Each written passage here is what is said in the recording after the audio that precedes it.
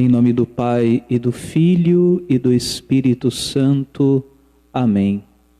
Vinde, Espírito Santo, enchei os corações dos vossos fiéis, e acendei neles o fogo do vosso amor.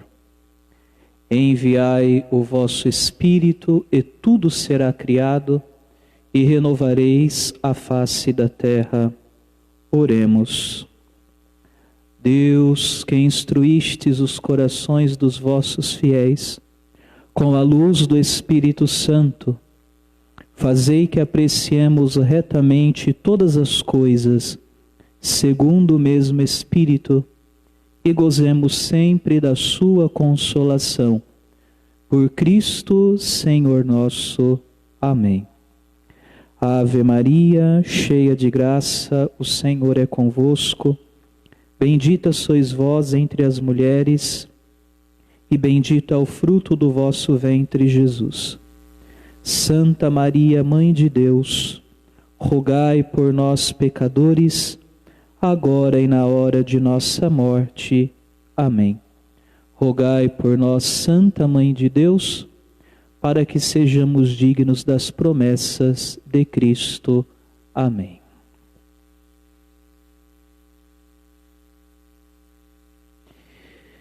Muito bem, em primeiro lugar, eu quero saudar e acolher com muito carinho a você, irmão, irmã catequista, que a partir deste momento interage conosco por meio do Facebook para este momento de formação a respeito da espiritualidade e da oração.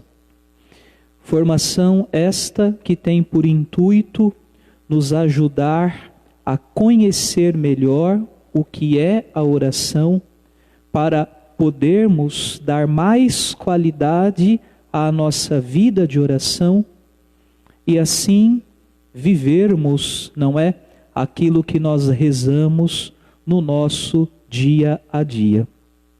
Eu quero desde já lhe dizer muito obrigado, não é, porque eu sei que apesar da pandemia muitas pessoas estão aí trabalhando, ocupadas com os seus afazeres, e já nesta hora da noite, não é, seria bom poder descansar um pouco, mas você, não é, abriu mão talvez de fazer uma outra coisa para estarmos juntos, congregados, ainda que de maneira virtual, como catequese da Diocese de Araçatuba, para este momento de formação. Na verdade, é a segunda parte, não é, daquele primeiro momento que nós realizamos já há alguns dias e que hoje nós queremos completar falando especificamente a respeito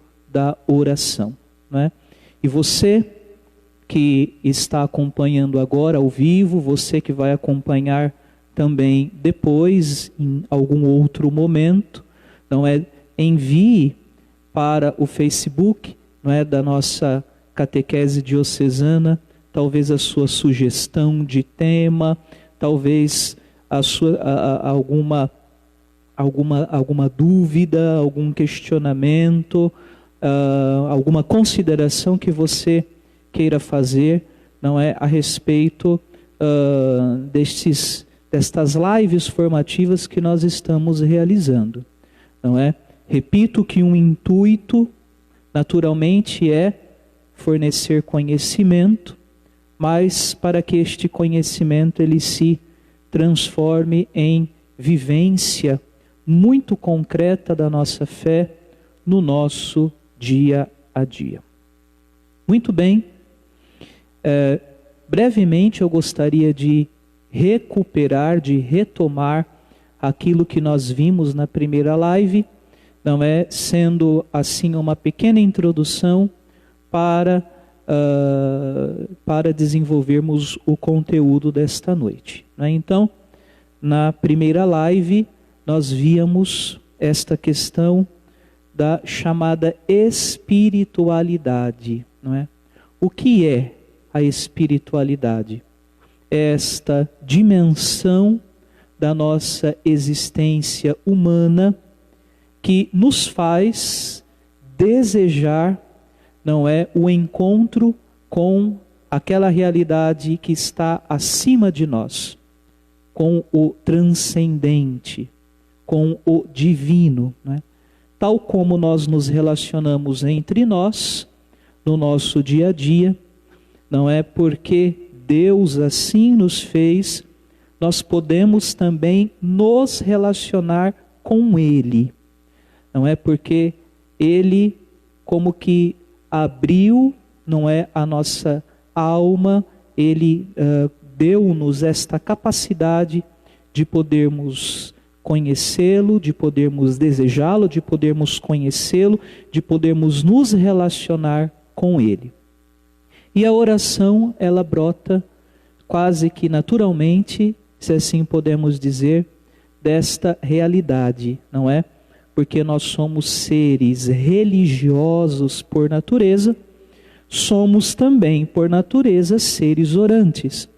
Porque é justamente a oração que alimenta esta nossa relação com Deus, não é, que necessariamente tem de se manifestar em uma relação de sempre mais qualidade, se assim podemos dizer, para com os nossos irmãos e irmãs, para as pessoas com as quais nós convivemos. Mas eu gostaria de, ao início deste nosso bate-papo,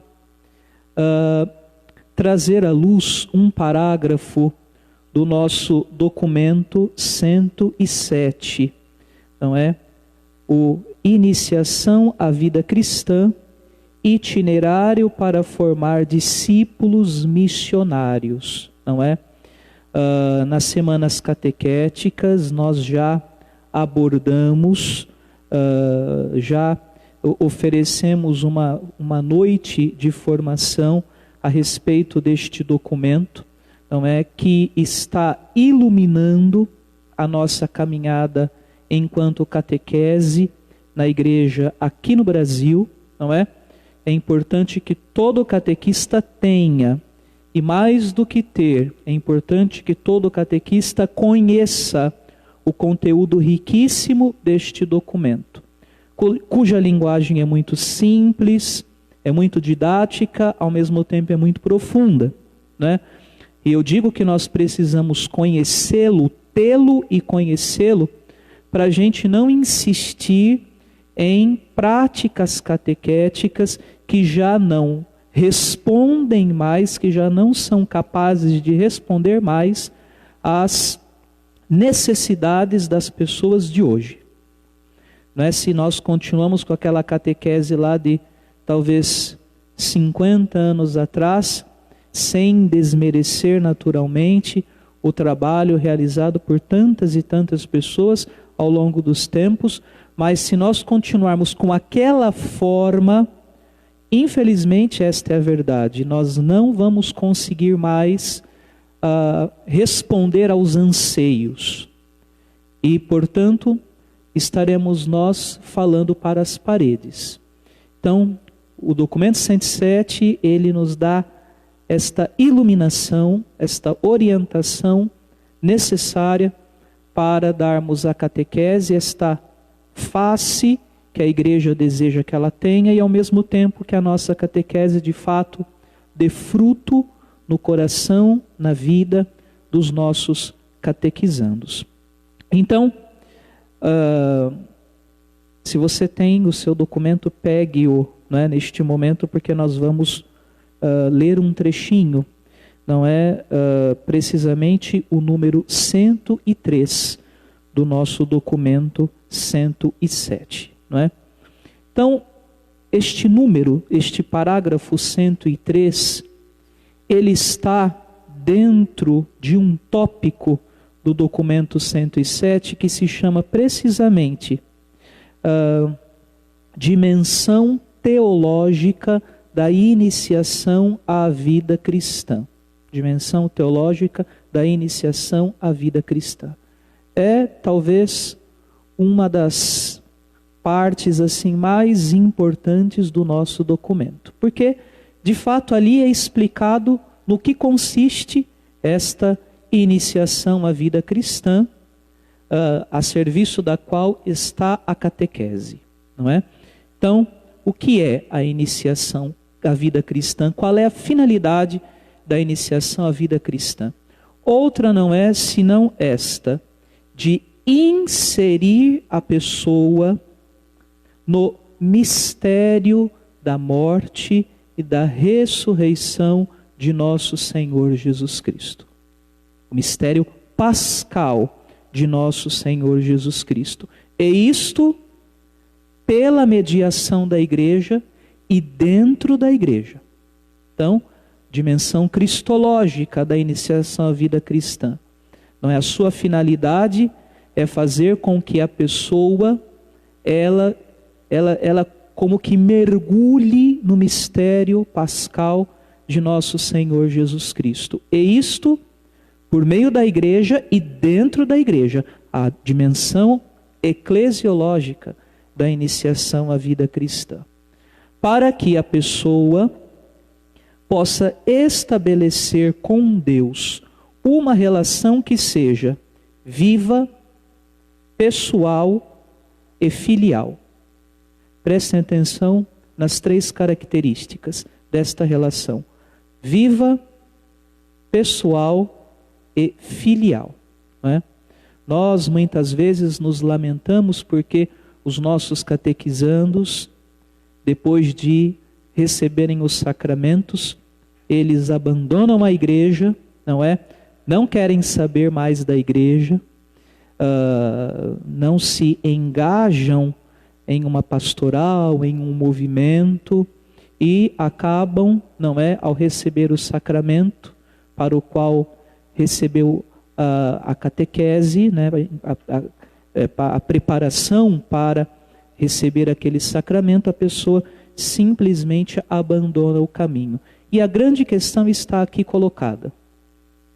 Porque muitas vezes a catequese não consegue fazer com que a pessoa compreenda isto, que é preciso estabelecer com Deus uma relação, que é viva, pessoal e filial.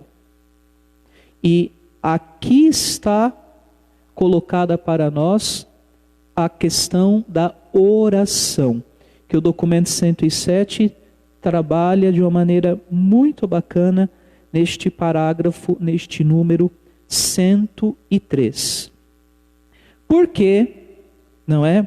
A oração, ela é alguma coisa assim de essencial neste processo no qual estão os nossos catequizandos, mas nesse processo no qual estamos todos nós, porque é permanente este processo de iniciação à vida cristã. Ele não termina quando alguém recebe os sacramentos, ele se estende pela vida inteira.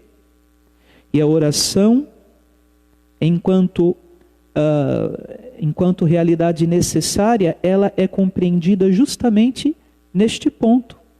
Porque esta relação que se estabelece com Deus, viva, pessoal e filial, ela precisa ser alimentada.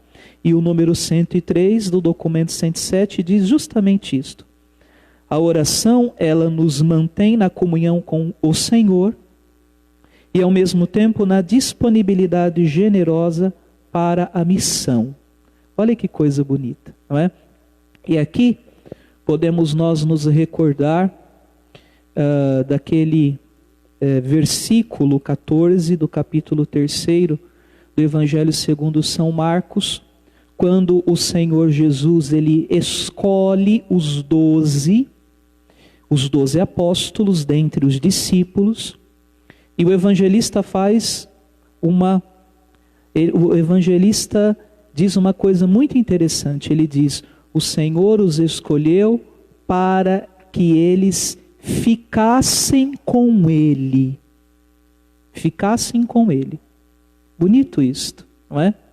Veja, e para que nós possamos estar com Deus, isto é, nos manter em comunhão com Ele, e justamente por isso, disponíveis para a missão cristã no nosso dia a dia, precisamos nós deste alimento cotidiano que se chama oração. Oração pessoal, oração comunitária, oração litúrgica, não é? O documento 107, neste número, ele vai além e ele chama a oração de componente essencial do ser cristão. Não existe isto de ser cristão e não rezar, e não orar. Tampouco ser catequista e não rezar e não orar, não é? Haverá uma deficiência muito grave, muito grande, não é? Uma carência, eu diria, muito grande, não é? Que nos despersonaliza, que nos descaracteriza enquanto cristãos, não é? Porque se Deus assim nos fez, e se Ele para isto nos chamou, para estarmos em comunhão com Ele, e ao mesmo tempo, a partir desta comunhão, livres e disponíveis para servi-lo, é preciso que a gente, não é, alimente esta relação, alimente tudo isto, por meio disto que nós chamamos oração. Muito bem. Padre, mas o que é esse negócio chamado oração? O que é oração, né? Falamos tanto de oração, tanto. Sabemos da importância, aliás, sabemos da necessidade, sabemos ser ela uma realidade essencial para nós, cristãos católicos, especificamente para nós, catequistas. Mas o que é a oração, né? E a resposta para esta pergunta nos dá um doutor da igreja, um grande teólogo dos primeiros séculos do cristianismo, chamado São João Damasceno. E São João Damasceno, em um de seus escritos teológicos, ele nos dá a resposta para esta pergunta, que inclusive se encontra lá no Catecismo da Igreja Católica, não é? Não estou dizendo novidade nenhuma, porque o que eu vou dizer agora já está escrito lá, eu apenas estou aqui colocando para vocês, não é? O que é a oração? O que é orar? Responde São João Damasceno. É a elevação da alma a Deus, em primeiro lugar. A elevação da alma a Deus. Porque se nós não tomamos cuidado, as coisas aqui de baixo nos aprisionam. E nós ficamos reféns do material. E nós ficamos reféns da exterioridade da vida. Nós ficamos refém da superficialidade. Então, a oração consiste em nos elevarmos a Deus. Não é? Nas Sagradas Escrituras, a montanha é o lugar por excelência do encontro nosso com Deus. O encontro do ser humano com Deus. Não é? Então, a oração consiste justamente neste nosso subir a montanha, espiritualmente, naturalmente. Em nós nos desligarmos um pouco das coisas aqui de baixo, dos problemas, dos conflitos e etc., para nos elevarmos à presença de Deus. Daí continua São João Damasceno. É também o pedido feito a Deus dos bens convenientes. Prestemos atenção. pedido feito a Deus dos bens convenientes. Convenientes a quê, Padre? A nossa salvação. Então, São João Damasceno nos ensina. No que consiste a oração? Em primeiro lugar, em nós nos desligarmos um pouco daqui para elevarmos o nosso espírito à presença de Deus. Subirmos à montanha. A semelhança de Cristo na sua transfiguração, quando ele convida alguns dos 12 para subirem com ele à montanha, não é? Mas é também o pedido feito a Deus dos bens convenientes, isto é, dos bens necessários à nossa salvação. Porque tem muita gente, não é? Talvez você e eu estejamos entre estes, que só sabe pedir a Deus coisas materiais. Não é claro que quando a gente está, sei lá, doente, pedir a Deus a saúde. Quando a gente está passando por uma necessidade financeira, uma dificuldade financeira, pedir a Deus que venha em socorro.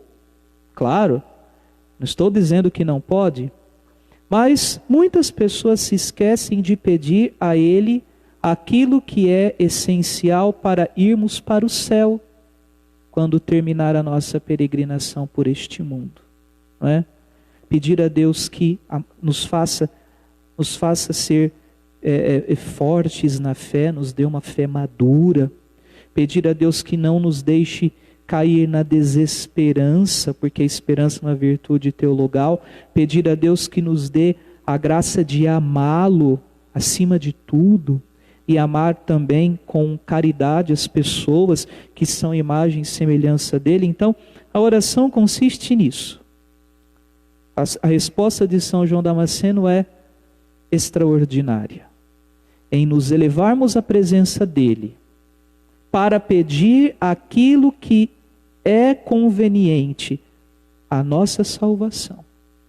Não a nossa conveniência, mas, se assim podemos dizer, a conveniência de Deus a nosso respeito, porque Ele sabe, não é aquilo que é o melhor para nós que somos os seus filhos. E a oração, ela tem um fundamento. E este fundamento tem um nome que está aqui na lousa para nós. Qual é o fundamento da oração? A humildade. A humildade. Porque quem não é humilde de verdade, não consegue orar de verdade.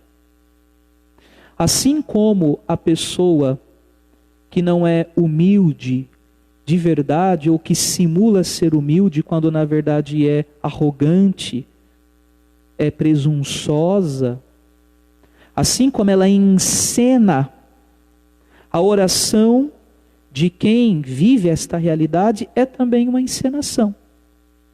Porque no que consiste a humildade? A humildade nada mais é do que a consciência real de quem nós somos de verdade. A consciência real de quem nós somos de verdade. Não é? Humildade não é ser coitadinho, não é ser bobinho, não é deixar que todo mundo pise na gente, não é nada disto. Isto é caricatura de humildade. A humildade verdadeira consiste nisto, em sabermos qual é o nosso lugar. Porque quem sabe qual é o seu lugar, é do seu lugar que pode de verdade falar com Deus e ao mesmo tempo falar com as pessoas. Não é? A grande mística Santa Teresa d'Ávila, doutora da Igreja, ela escreveu um livro que se chama O Castelo Interior, não é? Castelo Interior ou Moradas. Não é? Um livro bastante conhecido, um clássico da espiritualidade cristã. E aqui, neste livro, Santa Teresa ela dá uma definição muito interessante para o que é a humildade e nos ajuda a entender por que quem não é humilde de verdade não consegue orar de verdade, né? Lembremos-nos do fariseu e do publicano lá no templo, a parábola que nosso Senhor conta, não é? De que lugar falamos com Deus? Da verdade de quem nós somos ou da ilusão e da fantasia daquilo que nós gostaríamos de ser, né? E Santa Teresa, ela diz assim, aqui no Castelo Interior: certa vez estava eu considerando por que razão nosso Senhor é tão amigo da virtude da humildade. Veio-me logo de improviso, sem trabalho do raciocínio, esta resposta: é porque Deus é a suma verdade. Prestem atenção, e ser humilde é andar na verdade. Grande verdade é que nada de bom procede de nós, a não ser a miséria de sermos nada. Quem não entende isso, anda na mentira. Quem melhor o entender, mais agradará à suma verdade, porque anda em sua presença. Vou repetir: grande verdade é que nada de bom procede de nós, a não ser a miséria de sermos nada. Quem não entende isso, anda na mentira. E ser humilde é andar na verdade. Então, não preciso dizer nada, não é? Quem sou eu para comentar Santa Teresa? Mas eu quis trazer este trechinho, né, do Castelo Interior, porque eu penso que ele nos dá, assim, a explicação de que precisávamos para compreender esta realidade, não é? Nós precisamos falar com Deus na oração a partir da verdade de quem nós somos. E não das ilusões, não das fantasias que nós criamos a respeito de nós mesmos. Não é? Nos elevar a Deus, falar com Ele a partir da verdade. Não é? A verdade da nossa limitação, a verdade da nossa fragilidade, a verdade da nossa pequenez, a verdade da nossa ignorância, a verdade da nossa estupidez, das nossas intolerâncias, das nossas preguiças, de tudo. Cada qual aqui poderia elencar as suas misérias. Então, é daí, não é? Apresentar a Deus tudo isso, para que Deus possa transformar tudo isto, né, e nos fazer pessoas novas por meio da vida de oração. Não é? E no Catecismo da Igreja nós encontramos, não é, esta realidade aqui bastante interessante, que está colocada bem aqui no segundo tópico, não é? O Catecismo, ele diz que a oração é, em primeiro lugar, dom, em segundo lugar, aliança, em terceiro lugar, comunhão com Deus. A oração é dom de Deus, a oração é aliança com Deus, e a oração é comunhão nossa com Deus, não é? E a oração é dom, e como dom, como presente, ela é, portanto, alguma coisa que se recebe. Portanto, nós precisamos pedir a Deus que nos dê o desejo de orar. Porque se nos deixarmos levar pela nossa vontade, meu irmão, minha irmã, você já sabe muito bem o que acontece, não é? Então, temos esta humildade de pedir a Deus: Senhor, dá-me este dom. Que dom? De querer falar contigo, de gostar de falar contigo, de, não é, orar. Oração é dom, e oração é aliança, não é? A aliança porque é um encontro nosso. Assim como, não é, o marido e a mulher, o esposo e a esposa, constituem uma aliança, isto é, um compromisso a partir de um encontro, não é? Ninguém se casa com alguém que não conhece, não é?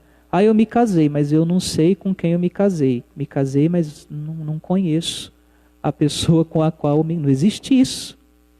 Porque o compromisso, ele supõe um encontro, um conhecimento, não é? Então, a oração é esta aliança, não é? Porque ela estabelece entre nós e Deus um compromisso a partir deste encontro com Ele, que a mesma oração nos concede. E é por isso justamente que é comunhão de vida, não é? Comunhão de vida. E sendo comunhão, é resposta. Resposta de fé e de amor ao amor infinito que Ele tem por todos e por cada um de nós. Certo isto? Não é? Muito bem, vamos tocar adiante. Eu não preciso nem dizer, não é? Que são centenas e centenas os versículos bíblicos que falam a respeito da oração, não é? Porque a oração, na verdade, ela acompanha toda a história da salvação, né? Porque o que é a história da salvação? A história da salvação nada mais é do que este drama. É um drama. O drama de Deus que vem ao encontro do ser humano e espera uma resposta positiva, e o ser humano que se esquiva, ora se esquiva, ora responde, ora vai para longe, ora se aproxima, ora responde com infidelidade, ora responde com amor, não é? Então a história da salvação nada mais é do que isto. Desde o princípio até a plenitude dos tempos, quando o próprio Deus se faz homem e vem ao mundo para realizar em plenitude a obra da nossa salvação, nada mais é ela do que isto. Este drama de Deus que nos quer perto de si, mas nós, não é? Insistimos em seguir as nossas intuições e vamos para longe de Deus. E porque Cristo, o Filho, que é Deus com o Pai e o Espírito Santo, porque Cristo nos revela plenamente o mistério de Deus, é por isso que também Ele nos revela plenamente o mistério da oração. Nós lemos na Dei Verbum, né?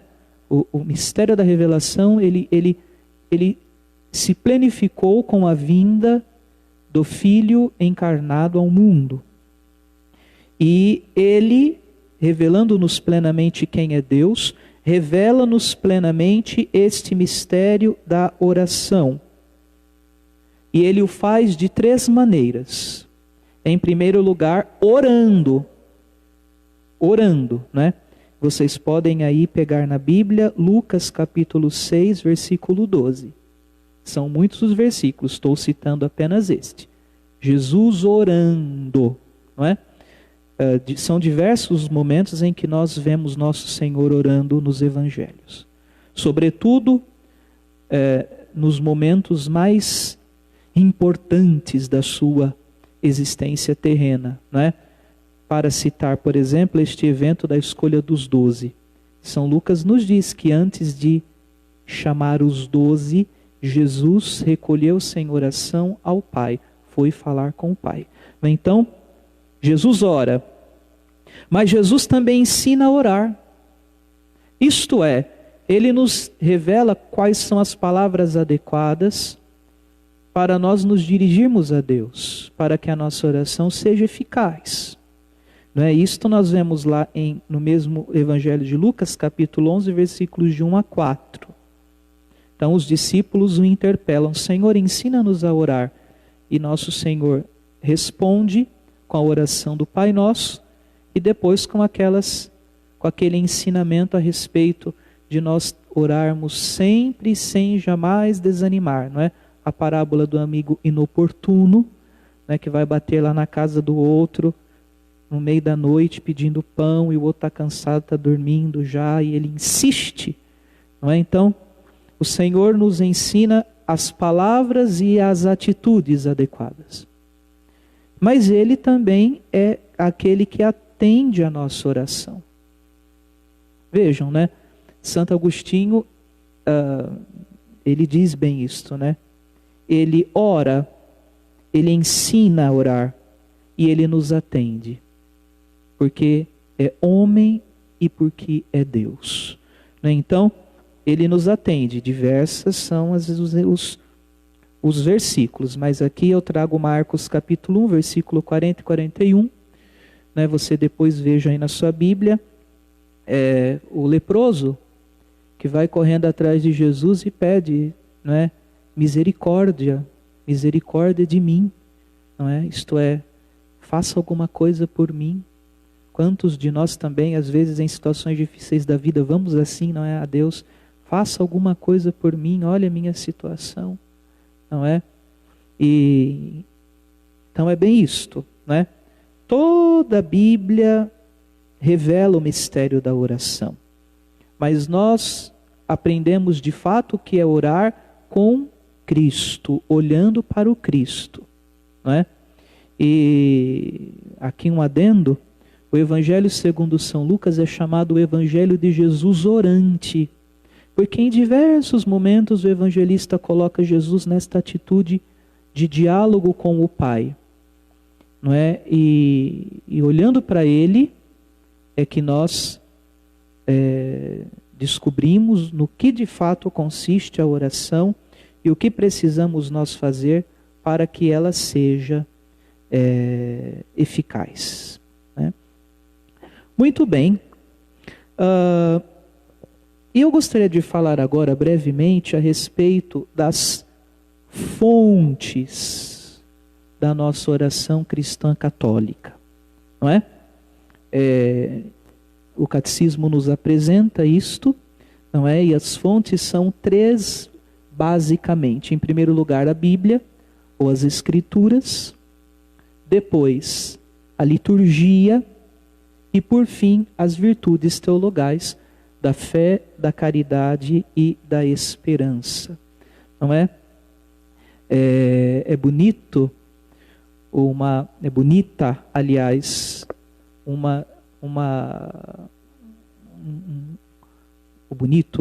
um trechinho que nós encontramos no Catecismo da Igreja Católica, em que está escrito assim: na vida cristã há alguns mananciais onde Cristo nos espera para nos dar a beber o Espírito Santo. Olha que bonito. Há alguns mananciais, como o poço, não é? Lá em Sicar, conforme lemos no Evangelho segundo São João, onde nosso Senhor se encontrou com a samaritana, não é? Há poços, há mananciais, onde o Cristo nos espera, assim como, não é, ali esperou e se encontrou com a samaritana, para nos dar a beber o Espírito Santo, que é o Espírito Santo, o fruto da oração, que é Deus morando em nós. Qual é o fruto da oração? Ora, nada mais é do que isto: a presença de Deus na nossa alma, na nossa vida. Não é? Então, mananciais, fontes, onde Cristo nos espera para nos dar a beber o Espírito Santo.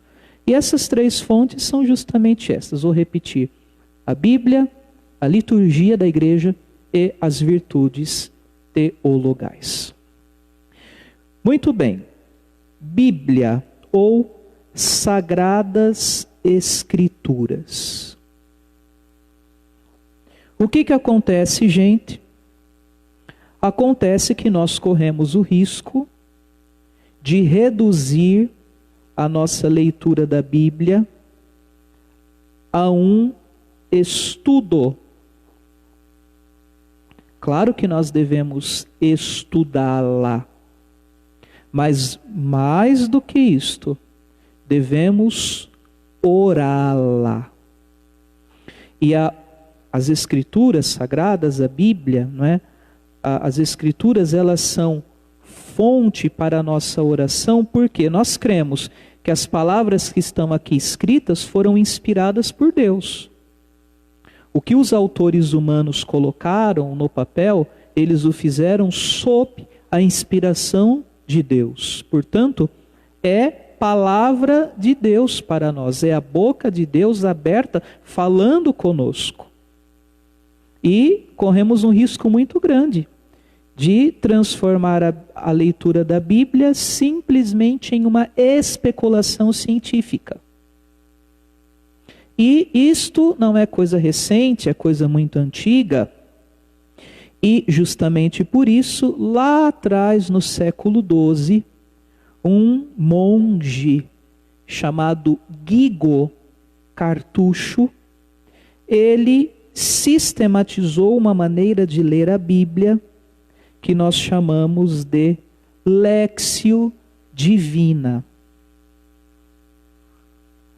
ou leitura orante da Bíblia.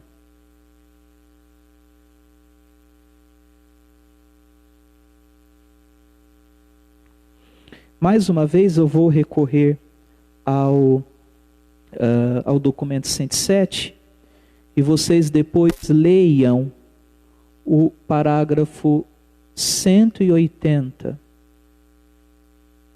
do documento 107, que fala especificamente acerca da Léxio Divina. Porque nós dizemos que a palavra de Deus, ela tem de ser a alma da catequese, o centro da catequese, não é? Mas ela será o centro da catequese se ela for orada. Porque o estudo, ele alimenta, não é, a nossa intelectualidade, mas o que alimenta o coração é a oração. O que alimenta a alma, a comunhão com Deus, como nós vimos, e nos desperta para a missão, é a oração. O estudo ajuda, mas ele é insuficiente. E a leitura orante, ela é justamente, não é, esta maneira de ler a Bíblia que nos faz transformar aquilo que nós lemos no combustível para a nossa oração. No combustível para a nossa oração, não é? E eu gostaria que o Robertson filmasse agora para mim, não é? Se detivesse um pouco aqui neste quadro, não é? Porque nós conhecemos bem quais são os quatro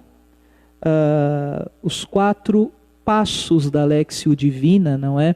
Ou como Guigo Cartucho falava, os 4 degraus desta escada que nos leva da terra ao céu, não é?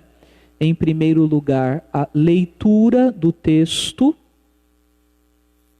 O Frei Carlos Mesters, ele sistematizou isto com algumas perguntas muito interessantes, não é? Na leitura, nós perguntamos: o que diz o texto? Tomar a Bíblia e ler com a convicção que Deus nos fala, numa atitude de interiorização e silêncio para ouvir a palavra de Deus. Então, a leitura, né, em primeiro lugar, o que o texto diz. E depois, a meditação, o que o texto me diz. Refletir, ruminar, aprofundar e repetir as palavras significativas, aplicando assim a mensagem aos dias de hoje, não é? A meditação, o documento 107 diz que é um confronto com a nossa vida. É confrontar aquilo que lemos com aquilo que estamos nós vivendo. Não é? A meditação. Depois a oração. O que o texto me faz dizer a Deus. Conversar com Deus, responder às interpelações, adorá-lo, louvá-lo, agradecê-lo e pedir perdão. né? E por fim, a contemplação, né? Ver a realidade com os olhos de Deus, mergulhando no seu mistério, saboreando a sua presença, não é? Eu não vou me estender porque o nosso tempo já vai adiante. E temos muitos materiais à nossa disposição, não é, para compreendermos o que é a Léxio Divina e, mais do que isso, fazermos a Léxio Divina, não é? Podemos começar aos poucos. A CNBB mesmo produz um material muito interessante com a Léxio Divina do Evangelho Dominical, da liturgia do domingo, não é? Então, irmos, não é?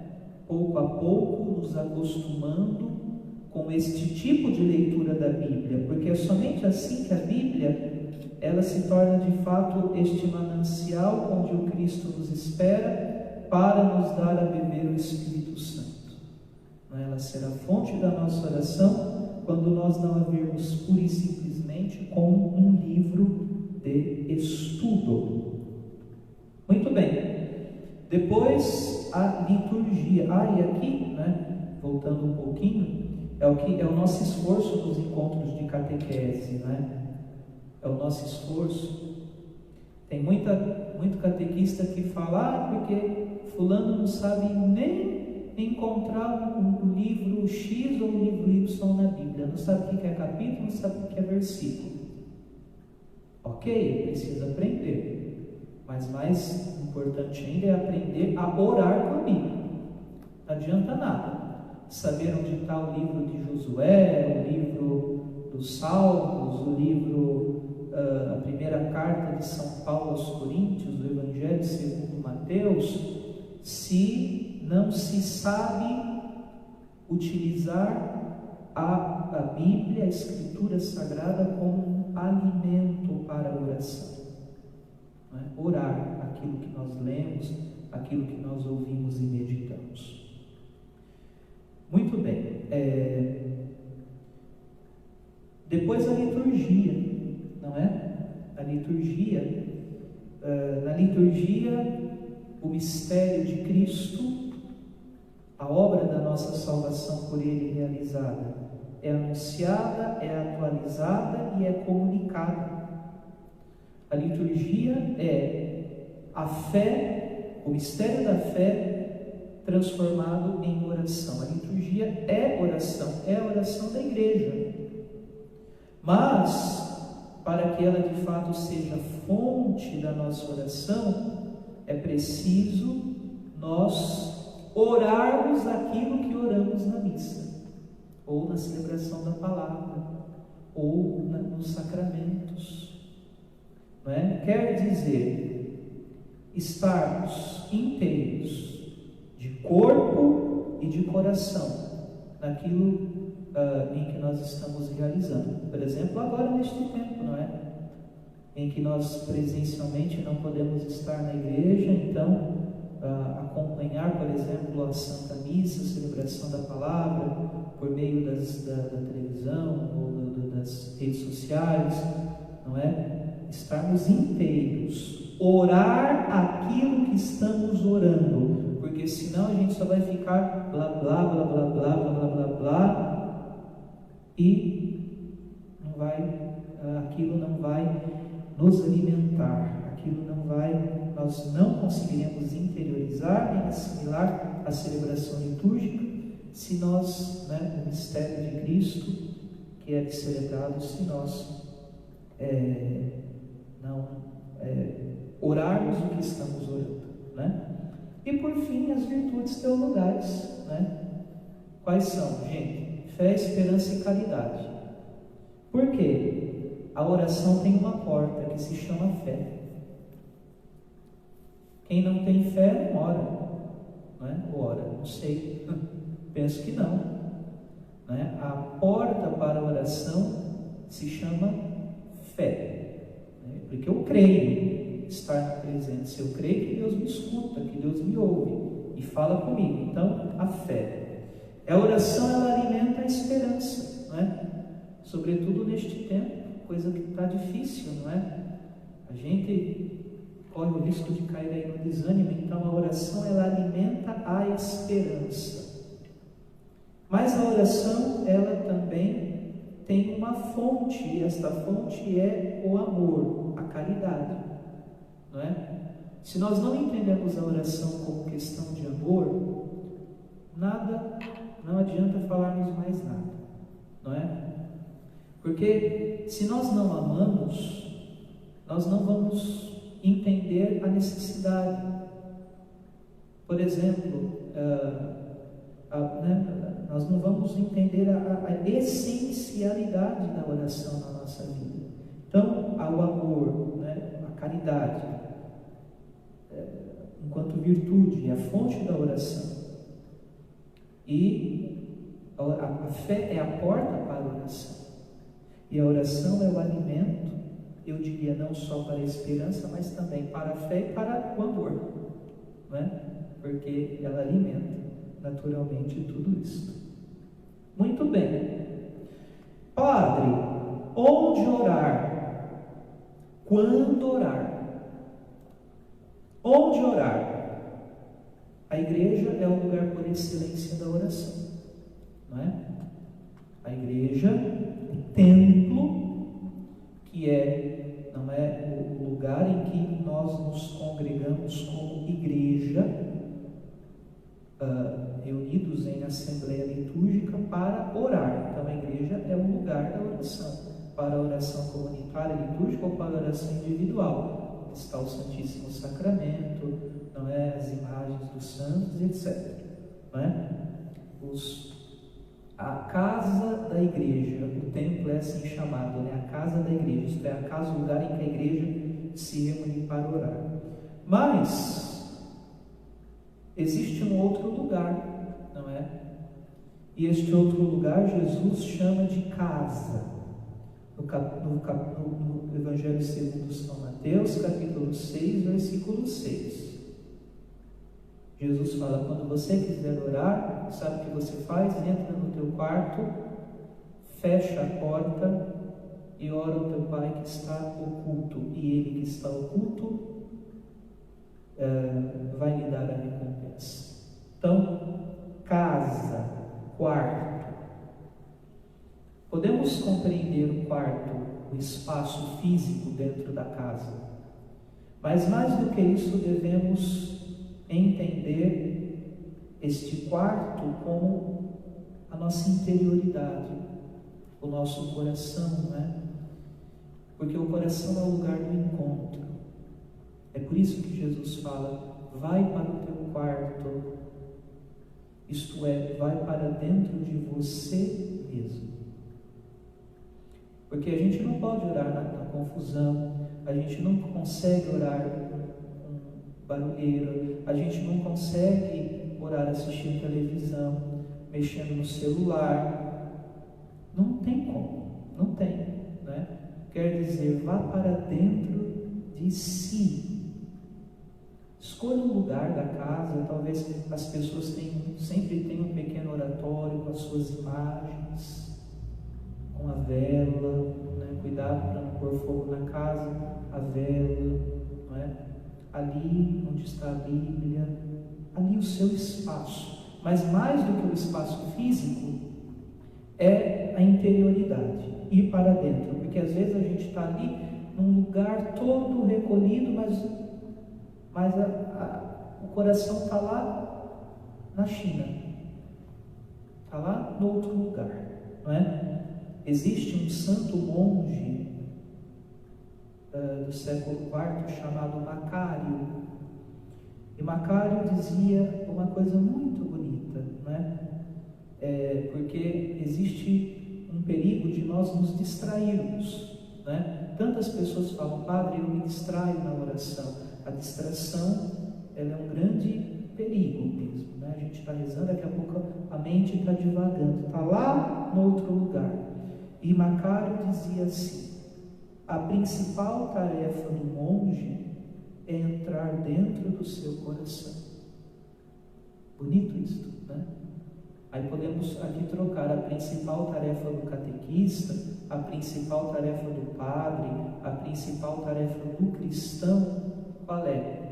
Entrar dentro do seu coração. Porque a gente não quer esse confronto, né? Quando a gente vai para dentro da gente, o coração é o lugar do confronto, é onde a gente tem, assim, este encontro com a verdade de quem nós somos. Então a gente fica divagando por aí, a gente fica para lá, para cá, não é? Santo Agostinho depois coloca isso de maneira muito bonita, né? Eu estava fora te procurando e tu estavas dentro. Tu estavas dentro e eu lá fora, divagando. A distração, não é? A distração nossa. Então, onde orar? Na igreja, claro, mas em casa. E nesta tarefa de irmos para dentro de nós mesmos.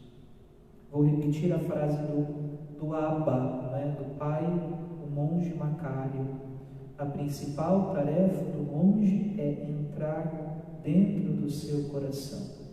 A importância do silêncio. Repito, não pense, não se engane que você vai rezar com a televisão ligada lá no programa X, ou mexendo no WhatsApp, ou sei lá o que fazendo. Preciso silêncio, é preciso recolhimento. Exterior e interior. Criar um ambiente. Não é? Assim a oração de fato fará sentido na nossa vida e não vai ser só um palavrório, né? Blá blá blá blá blá blá blá blá blá blá. O que São Bento fala, né? Que a mente concorde com a boca. Quer dizer, que o coração esteja inteiro, que nós estejamos inteiros quando a gente está orando, né? Falando com Deus. Quando orar? Responde São Paulo na primeira carta aos Tessalonicenses, capítulo 5, versículo 17. Sempre orai sem cessar em todas as circunstâncias. Porém, não podemos orar sempre se não oramos em certos momentos. Verdade, não é? Senão a gente se esconde atrás disso. A minha vida é uma oração. Vamos parar com isso, com essa ilusão. A nossa vida ela vai ser oração se nós tivermos momentos de oração. Não vamos nos enganar, não é? E olha, gente, os santos padres lá atrás, né? Eles diziam uma coisa muito bonita. Eles falavam assim: a oração é a lembrança de Deus. É a memória de Deus. Porque nós muito facilmente nos esquecemos de Deus. Muito facilmente, não é? É a conta para pagar, é o filho para cuidar, é isso para fazer, aquilo outro para dar conta, papapá, parapapá, e de repente a gente esqueceu. Então a oração nos recorda Deus, é a lembrança, é a memória de Deus. E nós precisamos sim nos educar, aprender a orar e nos educar para a oração, ter um momento no dia, não é?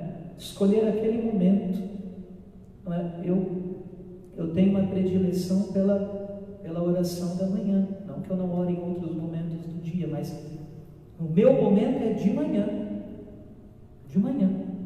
o meu momento de estar com Deus, estar a sós com Ele, para ler a palavra, para meditar, para falar com Ele, é na parte da manhã. Pessoas preferem à tarde, outras pessoas preferem à noite, mas ter um momento, uma educação, porque nós, se não nos educamos, a coisa vira bagunça, nós sabemos muito bem disso. Então, eu vou repetir: orar sempre, mas para orar sempre precisamos ter momentos de oração, não é? As orações cotidianas, da manhã, da noite, né? Orar ao acordar, orar ao repousar, a liturgia das horas, né? A qual nós, ministros ordenados, religiosos, já estamos obrigados, mas que os leigos também podem, e, sobretudo, a Eucaristia, né? Então, as orações cotidianas, pessoais, a liturgia das horas e a Eucaristia, que é a oração por excelência da Igreja. Temos um momento para orar, né? Por quê, gente? Porque no ir e vir dos nossos afazeres, a oração é esta maneira pela qual permanecemos em Deus e na comunhão eclesial. Bonito, não é? E justamente por isso, eu gosto sempre de dizer que a prioridade pastoral por excelência é a oração. É a oração. Senão nós podemos cair no risco do ativismo, de fazer e não ter sentido nenhum aquilo que fazemos. Caímos neste perigo de fazermos coisas boas, bonitas até, sem dúvida, mas sem consistência nenhuma. Então, no ir e vir dos nossos afazeres, como é que nós nos mantemos na comunhão com Deus e na comunhão com os irmãos? Como é que permanecemos em Deus e ao mesmo tempo na comunhão eclesial? Orando. Porque quem não ora não sabe para onde vai enquanto cristão. Fica batendo a cabeça para lá e para cá, não é? E nós nos perdemos de nós mesmos quando nós nos perdemos de Deus. Né? Nós podemos perceber no nosso dia a dia, quando a gente se descuida da oração, quando a gente se desleixa, que tragédia, não é? Parece que a vida vira uma bagunça, uma confusão, não é? Porque a grande verdade é esta: quando estamos em Deus, ainda que venham os problemas, as dificuldades e tudo, nós temos o rumo a estrada pela qual encaminhar os nossos passos. E se nós nos desviamos de Deus, nos perdemos dele, na realidade nós acabamos nos perdendo de nós mesmos. Aí passamos a seguir a nossa cabeça, as nossas loucuras, os nossos devaneios, as nossas coisas, e acabamos fazendo mais aquilo que é nosso do que aquilo que é de Deus, né? A oração, ela nos ajuda a não perder o fascínio pelas coisas de Deus. O fascínio, bonito isso, o enamoramento, a paixão. Ajuda a manter aceso aquele fogo maravilhoso, que vai nos ajudar a sermos firmes, fortes, perseverantes, também em meio às dificuldades. Eu diria, sobretudo em meio às dificuldades, não é?